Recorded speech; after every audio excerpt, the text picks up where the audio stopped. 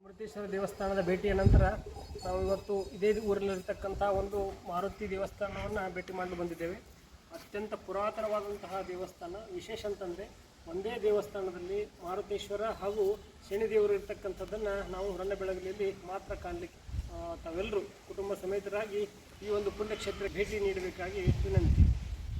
ದೇವಸ್ಥಾನಗಳು ನಮ್ಮ ಸಂಸ್ಕೃತಿಯ ಕುರುಹುಗಳು.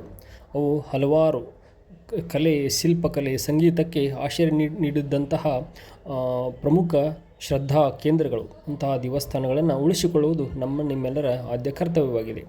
ಆಗಲೇ ಹೇಳಿದಂತೆ ಹೊರನಬೆಳಗಲಿಯಲ್ಲಿರತಕ್ಕಂತಹ ಮಾರುತೇಶ್ವರ ದೇವಸ್ಥಾನ ಶನಿದೇವರು ಹಾಗೂ ಮಾರುತೇಶ್ವರನನ್ನು ಒಳಗೊಂಡಿರ್ತಕ್ಕಂತಹ ಒಂದು ದಿವ್ಯ ಮಂದಿರ.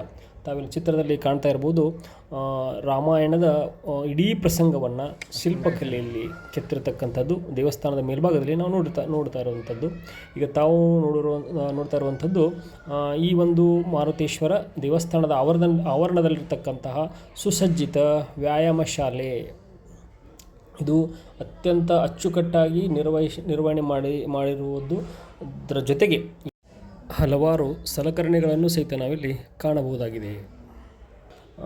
ಈ ಒಂದು ವ್ಯಾಯಾಮ ಶಾಲೆಯನ್ನು ನಿರ್ವಹಣೆ ಮಾಡ್ತಾ ಇರುವಂತಹ ಎಲ್ಲರಿಗೂ ಅನಂತ ತುಂಬು ಹೃದಯದ ವಂದನೆಗಳು.